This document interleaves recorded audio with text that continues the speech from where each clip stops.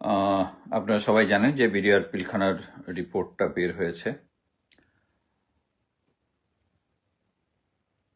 Alam Fazlur Rahman sir, তার প্রতি আমরা যে ভরসাটা রেখেছিলাম, ওনাকে যখন এই কমিশন দেওয়ার ব্যাপারে, কমিশনের প্রধান হিসেবে দেওয়ার ব্যাপারে অ্যাকচুয়ালি আমরা 100% স্যাটিসফাইড এখনই বলবো না, কারণ দেয়ার আর সাম ফিউ গ্রে এরিয়া যেটা নিয়ে আমি কথা বলবো।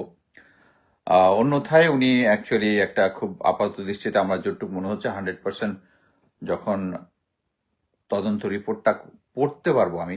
100% আমি এখনো পাইনি, কিছু পেয়েছি অলরেডি। আমার ফেসবুক পোস্টে দেখতে পাবেন যাদের নামীয় তালিকা যেটা দেওয়া হয়েছে, সেই নামীয় তালিকা মিলিটারি অফিসার যারা ছিল, এতদিন আমরা এই নামগুলো শেয়ার করতাম, ছবিগুলো শেয়ার করতাম। তখন মোটামুটি একদল ঝাঁপিয়ে পড়তো যে গুজব ছড়াচ্ছি। আমি সবাই জানেন যে আমি টোটাল 4 পর্বে এবং 2-3টা খুচরা এপিসোড লিখেছি বিডিআর পিলখানা নিয়ে।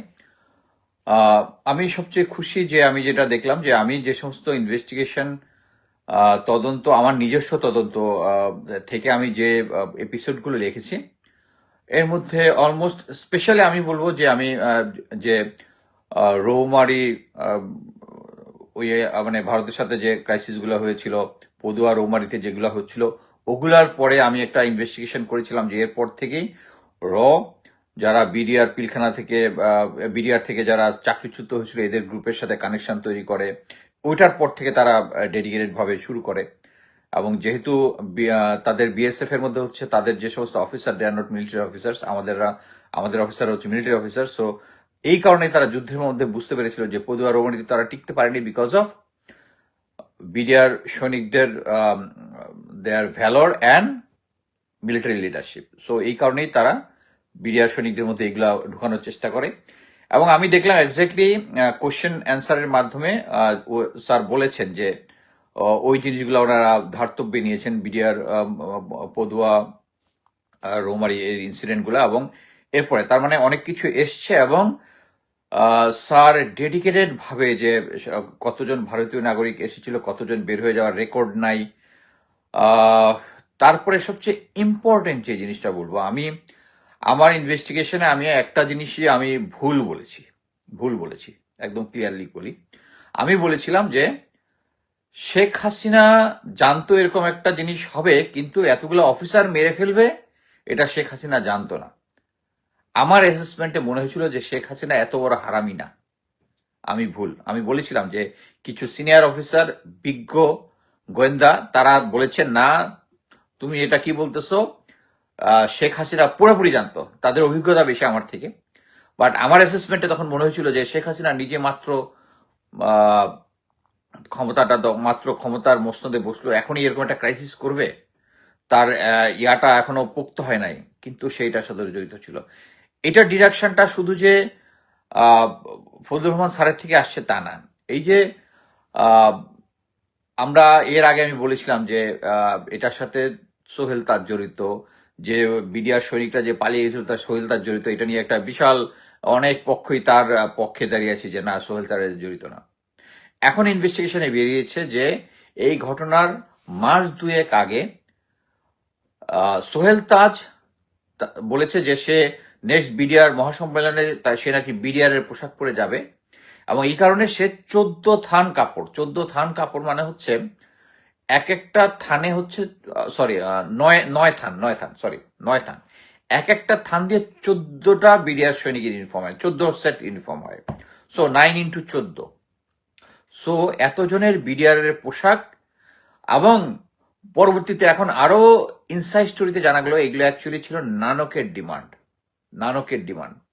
এখানে তো নানকের ডিমান্ড যে এতজন বিডিআর এর সৈনিক। সো এই জিনিসটা অলরেডি বিডিআর এর সৈনিক যারা আছে, তারা তো বিডিআর সৈনিক, তাদের ইউনিফর্ম পায়, তাদের দরকার নাই। সো বাইরের কেউ আসলেই তাদেরকে বিডিআর ইউনিফর্মে ঢুকাইতে হবে। এবং এতদিন যে সমস্ত জিনিস আমি প্রমাণ পাই নাই, যে ছাত্রলীগ যুবলীগের ঢুকছিল, যেহেতু নানক চাচ্ছে এটা, এবং প্লাস হচ্ছে ভারতীয় যারা স্পেশাল ফোর্সের মেম্বার যারা ঢুকেছিল, এটা কনফার্ম। ফার্স্টে আমি ফজলুর রহমান স্যারকে স্যালিউট টু ইউ স্যার। আপনি কাজটা এক্সেলেন্ট একটা কাজ করছেন। স্পেশালি এই রিপোর্টটা এত ডিটেলসে গিয়েছেন। আমি কয়েকজনের সাথে কথা বলেছি, খুব ডিটেলস গিয়েছেন, হার্ড ওয়ার্ক করেছেন। আপনাদেরকে অসংখ্য ধন্যবাদ। এইটাই দরকার ছিল। আমাদের সেনাবাহিনীর অনেক অফিসার আছে যারা ওই সময় ইনভেস্টিগেশনের সাথে জড়িত ছিল, কারণ তারা এভিডেন্সগুলো লুকিয়ে ফেলেছিল। তা আমি এখন নিশ্চিত যে এই এভিডেন্সগুলো অবশ্যই স্যার ওখানে পেয়েছেন, এবং স্যারকে আরো যেটা সাধুবাদ জানাই যে স্যার ভারতকে ভারত নামিয়ে ডেকেছেন, প্রতিবেশী রাষ্ট্র বলেননি। যদিও প্রফেসর ইউনুস তার সরকারি ইয়াতে ডিপ্লোম্যাটিক ভাবে প্রতিবেশী রাষ্ট্র বলেছে বা বহির্শত্রু বলেছে সম্ভবত, কিন্তু উনি ভারতকে ভারতই বলেছেন। আমাদেরকে ভারতকে ভারতই বলতে হবে, ভারতকে ভারতই বলতে হবে। এখন এই যে কমিশনার, প্রথমে আপনার মনে আছে যে আমরা যখন যখন আচ্ছা, এখানে আমার একটাই সমস্যা, সেটা হচ্ছে আপনি ব্রিগেডিয়ার জেনারেল হাকিম স্যারকে দোষী হিসাবে সাব্যস্ত করলেন, কিন্তু এখানে জেনারেল ওয়াকারের নাম নাই। আবার আমি কনক স্যার ভাইয়ের শো দেখতেছিলাম, ওখানে উনি বললেন যে জেনারেল ওয়াকারকে ধন্যবাদ, বা আমার পোস্টমেট বন্ধু সুমনও বললো জেনারেল ওয়াকারকে ধন্যবাদ, উনি নিজে গিয়ে কমিশনে গিয়ে সাক্ষী দিয়েছেন। তার কি কোনো অল্টারনেটিভ ছিল? তাকে কি বলে, কমিশন বলেছিল যে you may give online or you can give a written statement, but he appeared in the court. আমার কথা হচ্ছে, আপনি সেনাপ্রধানকে এই চান্সটা দিবেন কি জন্য? আপনাকে তার ক্রস চেকিং করতে হবে না? এখানে আমি বলবো ফজলুর রহমান স্যার এখানে কম্প্রোমাইজ করেছেন, যেহেতু উনি সার্ভিং সেনাপ্রধান। একটা জিনিস বুঝতে হবে, সার্ভিং সেনাপ্রধান হতে পারেন, কিন্তু এখানে যদি সেনাপ্রধান শুধু ওখানে কোম্পানি কমান্ডার হিসেবে ছিলেন এবং জেনারেল ওয়াকার যেটা বলেছেন ওইটাই উনি শুনতে বাধ্য হয়েছেন, এটা হলে শেষ ছিল। কিন্তু দেখেন, ওই জায়গায় 26 লং কোর্সের একজন মেজর ছিল, ডিজিএফআই তে যে চাকরি করে। সে আমার কাছে সরাসরি বলেছে, কনক স্যারের ভাইয়ের ওখানে শোতে আসছিল, সে ওখানে গিয়ে ওখানে নিজের কানে শুনেছে জেনারেল ওয়াকার বলতেছে হাকিম স্যারকে আপা না করছে, জেনারেল তারেক সিদ্দিকে না করছে, ওখানে অপারেশন করা যাবে না। সেই মেজর এখন থাকে হচ্ছে টেক্সাসে। এই যে বৈষম্য অফিস, যে সমস্ত অফিসাররা বৈষম্যের শিকার হইয়া প্রমোশন ইয়াটিয়া যারা স্যাক্ট হয়েছে, কাউরে কোনো কিছু দেয় নাই। জেনারেল বাড়ি, ব্রিগেডিয়ার জেনারেল বাড়ি গিয়া সারেন্ডার করছে, ওনাকে স্যাক করে দিছে চাকরি থেকে, আর ওই অফিসারকে ফুল বেনিফিট দিয়ে দিছে, দিয়া সে মুখ জিপ। কারণ কি, উনি জানে যে উনার সাক্ষী, উনি যে আপাকে বলেছে ওই সাক্ষীটা যাতে না আসে। এবং আমি বলবো ফজলু স্যার, আপনি জেনারেল ওয়াকারকে আপনি যদি এই সুযোগটা দেন, ইউ আর কম্প্রোমাইজিং ইট। উনি তাকে অনলাইনে দিতে বলবেন কি জন্য? উনি ওখানে বলেছে, অবশ্যই জেনারেল হাকিম এই কথাটা বলেছে যে আপা বলেছে অপারেশন করা যাবে না, এবং আপনি বলেছেন ফজলু স্যার, আপনি ওখানে বলেছেন যে কোনো ওখানে একটা প্যারালাল কমান্ড তৈরি হচ্ছিল। What is that explanation of that parallel command? আচ্ছা স্যার, সরি স্যার, আমি আপনার এগেইনস্টে কিছু বলতেছি না। আই এম শিওর, আমি তো পুরো রিপোর্টটা পড়িনি, আপনি নিশ্চয়ই রিপোর্টের মধ্যে সবকিছু লিখেছেন। কিন্তু আমি এই জেনারেল ওয়াকারের নামটা এখানে আসা উচিত ছিল। It's not that I am always after general Walker. It's very clear, উনি যদি ওই পর্যন্ত হয়ে থেমে যেত তাহলে কোনো সমস্যা ছিল না। উনি এরপরে 5ই আগস্টের আগে ছাত্রদেরকে গুলি করতে অর্ডার দিচ্ছে, তার লোকজন গুলি করছে, গুলি থামাইছে।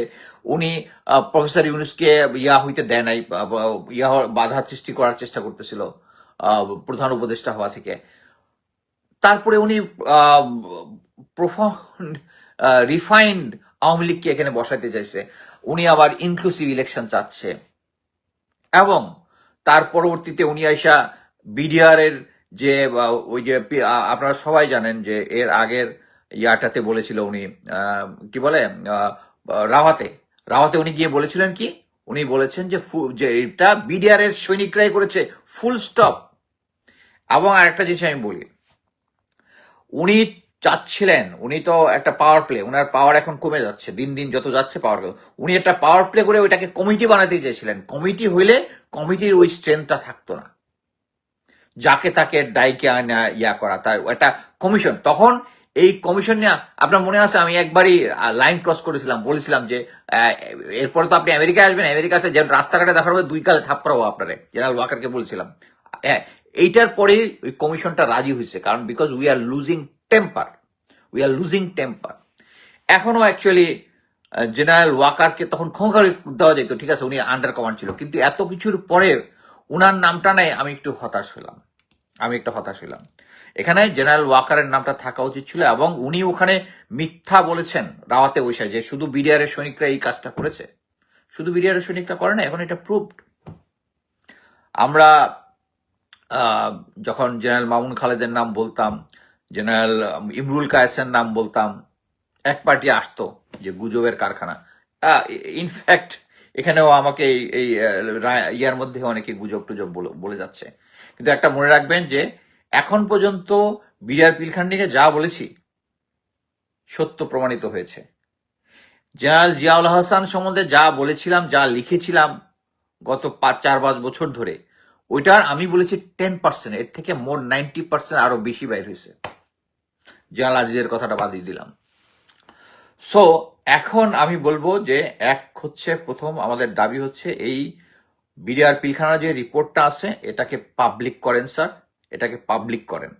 পাবলিক যদি না করে আমাদেরকে জানতে হবে জিনিসটা এখানে কি, কারা কারা এটার সাথে দোষী, এবং তাদেরকে আইনের আওতায় আনতে হবে। আপনি বলে দিলেন মুন্নি সাহা, জয়ীম মামুন এরা এই কি তাদেরকে তাদের পক্ষে কথা বলে এটার মধ্যে ইয়া করার আপসাইড ডাউন করার চেষ্টা, ভুল ইনফরমেশন দিয়েছে, এটার পানিশমেন্ট হইতে হবে।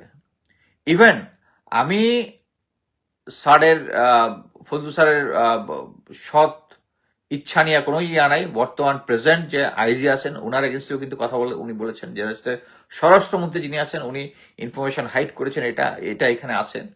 এবং অ্যামেজিংলি হচ্ছে এই রিপোর্টটা উনি স্বরাষ্ট্র উপদেষ্টার কাছে হ্যান্ড ওভার করেছেন, যেখানে রিকমেন্ড করা আছে। That's the beauty of law and order, মানে জাস্টিসের রিয়া হচ্ছে এটা।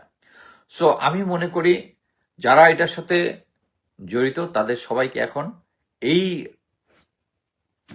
কমিশনের রিপোর্ট অনুযায়ী তাদেরকে আইনের আওতায় আনতে হবে। ধন্যবাদ।